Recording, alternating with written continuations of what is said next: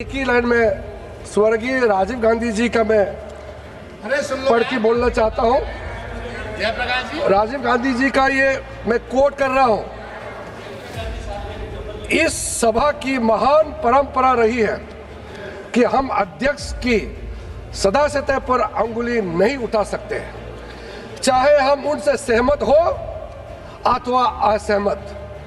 वे जो करते हैं भले ही वो किसी को पसंद ना आए, परंतु यदि हम उनके विश्वास एवं संसदीय लोकतंत्र के प्रति उनके वचनबद्धता पर उंगली उठाते हैं तो हम सब अपनी संस्था का आधार ही नष्ट कर देते हैं। ये आई क्योंकि जिनकी आलोचना ये दिन रात करते हैं नेहरू जी की, आज उन्होंने नेहरू जी का कोट अपने पक्ष में कोट दे दिया। आज नेहरू जी का अचानक आदर करने लग गए। अचानक ये कह दिया कि सबसे बड़ी लोकतंत्र को सबसे मजबूत करने वाले नेहरू जी ही हैं, जिन्होंने ऐसा भाषण दिया था सदन में। सर, आज हंसी मुझे इसलिए आई क्योंकि एक ही व्यक्ति है इस देश में जो इन 12 सालों में इनके सामने झुका नहीं है। वो नेता प्रतिपक्ष, और वो नेता प्रतिपक्ष 40 साल बाद लोकसभा स्पीकर के खिलाफ अविश्वास प्रस्ताव आपने लाया। आज के इस चर्चा में आने से पहले अगर थोड़ा सा आप हमारे बात आप मानते ही नहीं है, पंडित जवाहरलाल नेहरू जी ने क्या कहा था उस समय सदन में, या उस समय के प्रधानमंत्री राजीव गांधी जी ने क्या कहा था, थोड़ा पढ़ के आते तो भी आप में ज्यादा विनम्रता आते। आपने बिल्कुल परवाह नहीं किया, अपने ही पुराने बड़े नेताओं का वक्ता जो रहे हैं उसको पढ़ने का भी आपने कभी कष्ट नहीं किया है। जब 1987 में बलराम जाखड़ जी को अविश्वास प्रस्ताव के माध्यम से नोटिस सर्व किया, उस समय का एक ही लाइन में स्वर्गीय राजीव गांधी जी का मैं पढ़ के बोलना चाहता हूँ। राजीव गांधी जी का ये मैं कोट कर रहा हूँ।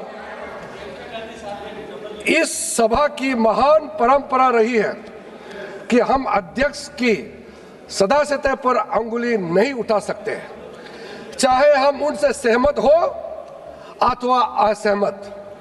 वे जो करते हैं भले ही वो किसी को पसंद ना आए, परंतु यदि हम उनके विश्वास एवं संसदीय लोकतंत्र के प्रति उनके वचनबद्धता पर उंगली उठाते हैं तो हम सब अपनी संस्था का आधार ही नष्ट कर देते हैं। कहना चाहती थी, स्पष्ट करना चाहती थी कि मैं क्यों हंस रही थी। सर, आज मुझे हंसी इसलिए आई क्योंकि जिनकी आलोचना ये दिन रात करते हैं नेहरू जी की, आज उन्होंने नेहरू जी का कोट अपने पक्ष में कोट दे दिया। आज नेहरू जी का अचानक आदर करने लग गए। अचानक ये कह दिया कि सबसे बड़ी लोकतंत्र को सबसे मजबूत करने वाले नेहरू जी ही हैं, जिन्होंने ऐसा भाषण दिया था सदन में। सर, आज हंसी मुझे इसलिए आई क्योंकि एक ही व्यक्ति है इस देश में जो इन 12 सालों में इनके सामने झुका नहीं है। वो नेता प्रतिपक्ष, और वो नेता प्रतिपक्ष क्योंकि इस सदन में खड़े होके सच बोल देते हैं, बेझिझक बोल देते हैं। धन्यवाद मैडम, धन्यवाद। आप अपनी बात रखिए। इनसे सर नहीं सर तारीफ की। I gave her the opportunity. I gave her the opportunity. Yes. वो सच्चाई जो है जो वो बोलते हैं इनसे पचती ही नहीं है, इन्हें पचती नहीं है। धन्यवाद मैडम। माननीय श्री राजीव राय, धन्यवाद।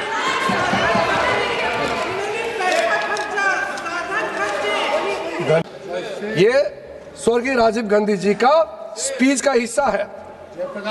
आज यहाँ यही किया जा रहा है, यही किया जा रहा है।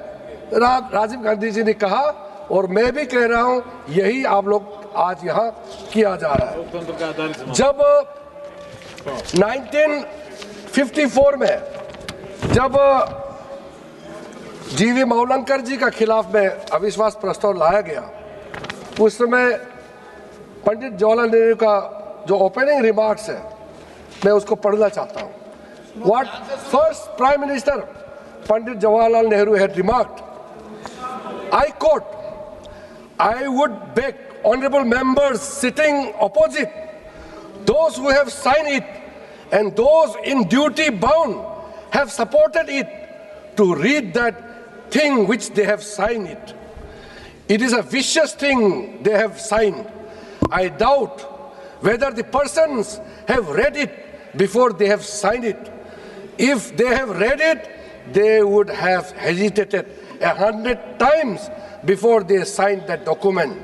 And Pandit Jawaharlal Nehru further says, at any time, and yet seeing the manner in which this has been brought forward and the wording used here, I say it is a gross abuse of one's intelligence, and to ask anybody in this house to support this is to consider that man utterly lacking in intelligence. उसके बाद पंडित जवाहरलाल नेहरू जी का बहुत ही अच्छा portion है, मैं उसको भी बताना चाहता हूँ.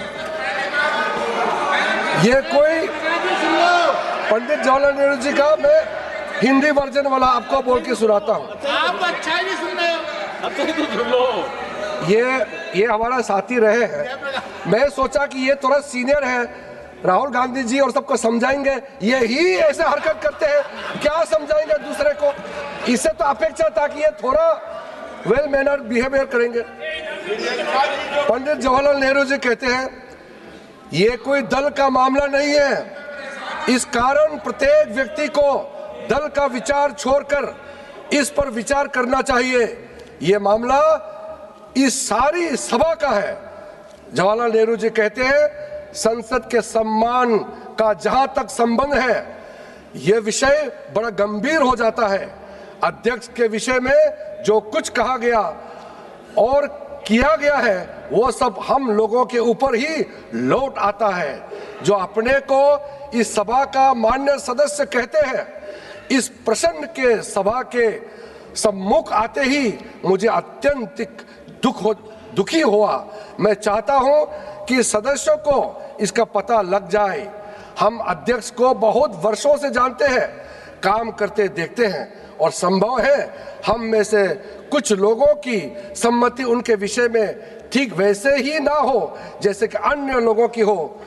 हुआ यूं है कि हम में से कुछ लोगों ने, चाहे वे विरोधी दल के हो अथवा इस दल के, उनके निर्णय अथवा विनिश्चय को पसंद नहीं किया है. उनके विनिश्चय को से सम्मत ना होना एक चीज है, और जो कुछ हो चुका है उस पर नाराज भी हुआ जा सकता है. ऐसे चीज हो जाया करती है, किंतु ऐसे व्यक्ति के सद्भाव को चुनौती देना एक दूसरी चीज है.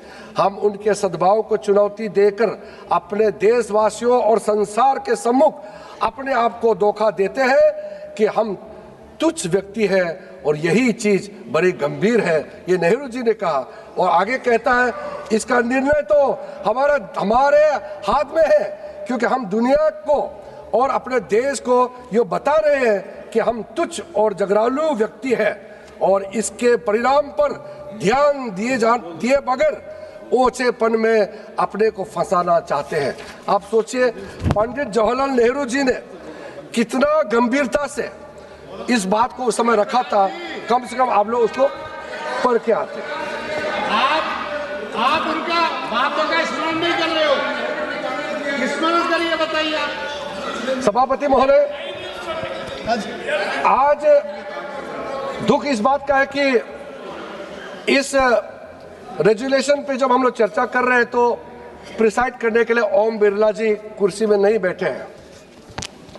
मुझे मालूम है कई सदस्य ऐसे हैं, चाहे कांग्रेस के भी हो चाहे बीच में बैठने वाला हो, कहीं ना कहीं मन से दुखी है.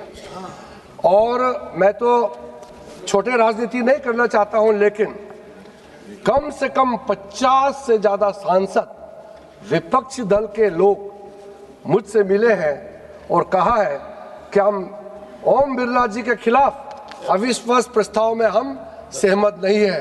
लेकिन हम राजनीति से मजबूर हैं। कांग्रेस ने जो जिद पकड़ा है हम लोग मजबूरी से कर रहे हैं।